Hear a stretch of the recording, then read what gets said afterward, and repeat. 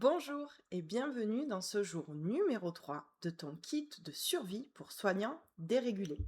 Alors aujourd'hui, j'avais envie de te montrer deux pratiques corporelles qui sont vraiment parfaites pour faire passer ton système nerveux du mode survie au mode sécurité. Et alors, tu peux les faire à tout moment de la journée, mais sache qu'elles sont vraiment parfaites à faire après le travail pour vraiment évacuer la pression. La première pratique dont je voulais te parler aujourd'hui, c'est le fait de venir tapoter l'ensemble de ton corps. Pas seulement les points que l'on a vus et que l'on a tapotés en EFT, mais l'ensemble de ton corps. En fait, le fait de tapoter sur ton corps de manière régulière, ça va venir activer ton système parasympathique. Le système parasympathique, pour rappel, c'est vraiment la pédale de frein de ton système nerveux. Donc c'est vraiment lui qui peut permettre à ton système nerveux de rentrer en mode sécurité. En fait, le fait de se tapoter soi-même, ça peut permettre deux choses. Déjà, le fait de se tapoter, ça permet de se reconnecter à son corps, de se reconnecter à ses ressentis, puisque pendant le temps que l'on tapote, on est concentré sur notre corps. Donc ça, c'est parfait après une journée de boulot où on a été surchargé, sous pression et où souvent, en fait, on n'a pas du tout tenu compte de nos ressentis, même ne serait-ce que l'envie d'aller aux toilettes. Donc ça permet vraiment une reconnexion à son corps. Et en fait, la deuxième chose, ce geste va réactiver inconsciemment la mémoire du réconfort.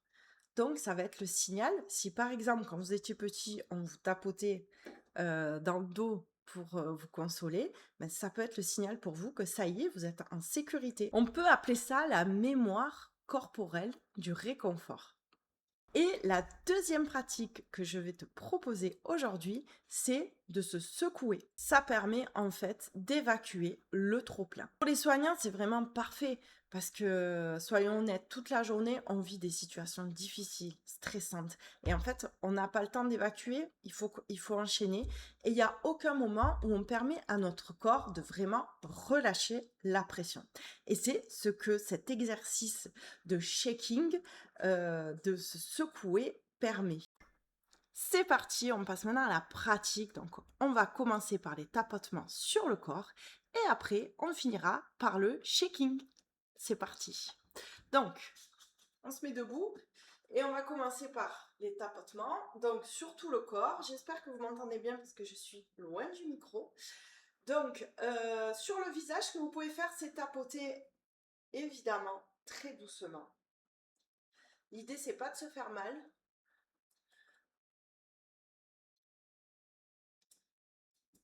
Donc on va venir tapoter vraiment tout notre corps.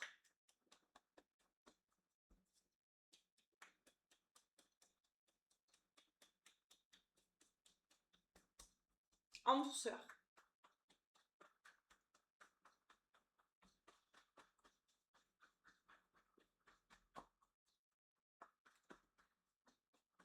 Si vous êtes une femme, vous pouvez vraiment insister sur cette partie au niveau du bas-ventre. Il y a l'utérus notamment.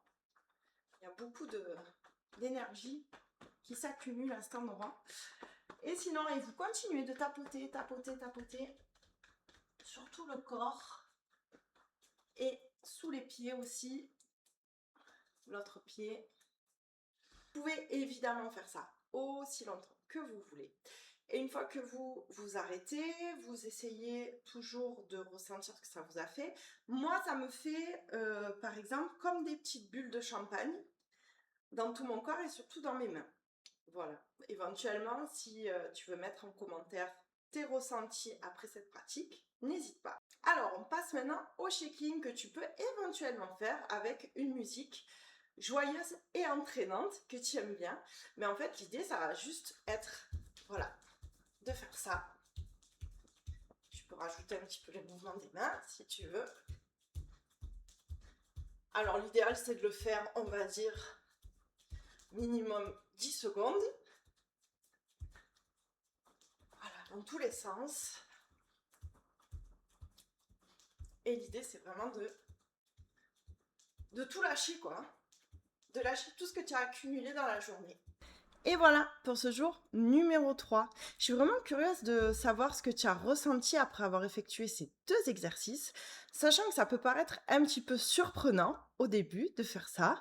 Moi, en tous les cas, j'ai trouvé que ça l'était les premières fois où j'ai testé, mais au vu de l'efficacité, je me devais de vous les partager et pour l'avoir testé après le travail, j'avoue que je préfère me tapoter et checker que de scroller 1 heure sur mon téléphone. Je trouve ça bien plus productif.